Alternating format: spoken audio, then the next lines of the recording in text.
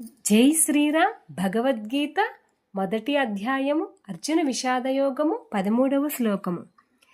తతః శంకశ్చ భేర్యశ్చ పణవానక గోముఖః సహసైవాభ్యహన్యస్త సశబ్దస్తు ములోభవత్.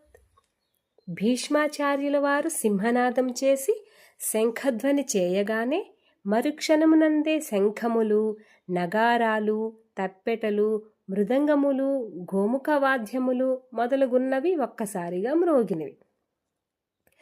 దిక్కులను పిక్కటిల్లు చేయు ఆ వాద్యనాదములు భయంకరముగా వచ్చినవి.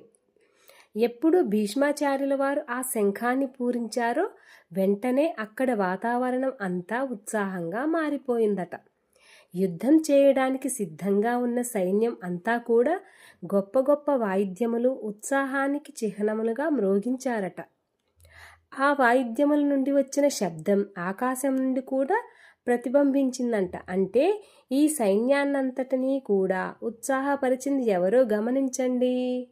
ఒక వృద్ధుడు భీష్మాచార్యుల వారు యుద్ధం ఆరంభమవుతుంది, మీరు యుద్ధానికి సిద్ధంగా ఉండండి, ఉత్సాహంతో యుద్ధం చేయండి అని భీష్మాచార్యుల వారు శంఖం పూరిస్తే జవాబుగా అక్కడున్న మిగతా సైన్యాధిపతులు ఎవరైతే ఉన్నారో వాళ్ళ శంఖాలు ఇతర వాయిద్యాలు కూడా మ్రోగించి వాళ్ళ ఉత్సాహాన్ని తెలియపరిచారు.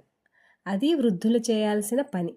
ఇప్పుడు గమనించారా, చాలామంది వయసు అయిపోయింది, ముసలోళ్ళం అయిపోయాము, ఇక మేము చేసేది ఏముందిలే అని ఖాళీగా కూర్చొని టీవీలు, సీరియల్స్, క్రికెటు, రాజకీయ వార్తలు, రాజకీయ విశ్లేషణలు ఇవి మాత్రం 24 గంటలు ఓపిక తెచ్చుకొని మరీ చూస్తారు. యువతరం ఏమైనా చేస్తుంటే వాళ్ళకి తగు సూచనలు, సలహాలు ఇచ్చి జాగ్రత్తలు చెప్పి ప్రోత్సహించటం మానేసి వాళ్ళకు వెనక్కి లాగుతూ ఉంటారు. సమాజంలో ఇలాంటి ధోరణి వృద్ధుల దగ్గర నుండి మనం ఎక్కువగా గమనిస్తూ ఉంటాం. ఇంకా చెప్పాలంటే వాళ్ళ సమఉజ్జీలు ఎవరన్నా తగిలారనుకోండి, ఇక పాతకాలపు విశేషాలన్నీ తోడి గంటలు గంటలు చర్చిస్తారు. అంతే తప్ప ఈ వయసులో కూడా ఉత్సాహంగా మన వాళ్ళ పని ఏదైనా సరే మనం కూడా చేయాలి, చేయిస్తూ ఇతరులను స్ఫూర్తి నింపాలి అని అనుకునే వృద్ధులు ఉన్నారండి, లేరని కాదు, కానీ తక్కువ మంది. కానీ భీష్ముల వారు అలా కాదు. యుద్ధం నాటికి 120 సంవత్సరాలు ఏమో ఉన్నాయి. అయినా సరే యుద్ధ భూమిలో ఉత్సాహంగా ఉండి యువతరంలో ఎంత ఉత్సాహాన్ని, స్ఫూర్తిని నింపగలుగుతున్నారో చూడండి.